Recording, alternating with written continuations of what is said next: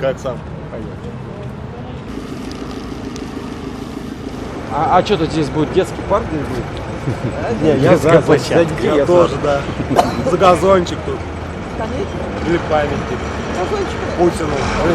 Да. Давайте памятник Путину здесь поставим. Да, а взрывать будут? Нет уже. А памятник? Я не хочу закрыто Аренда- стоять, арендатор. как в зоопарке, короче. Я тоже хочу участвовать.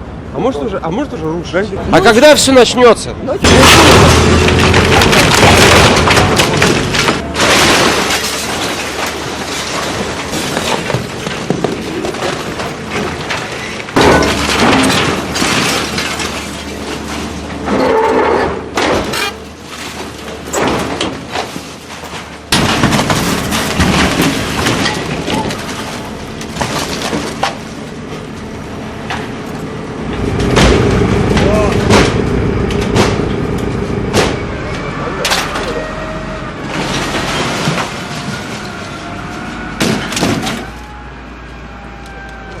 Не нас спросили, когда построили, и не нас спрашивают, когда ломать.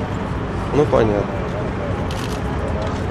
Не, ну если, короче, эти самые детские площадки построить здесь, я за. Я сам отец. Я не против. Ну, поживем, увидим, что тут будет.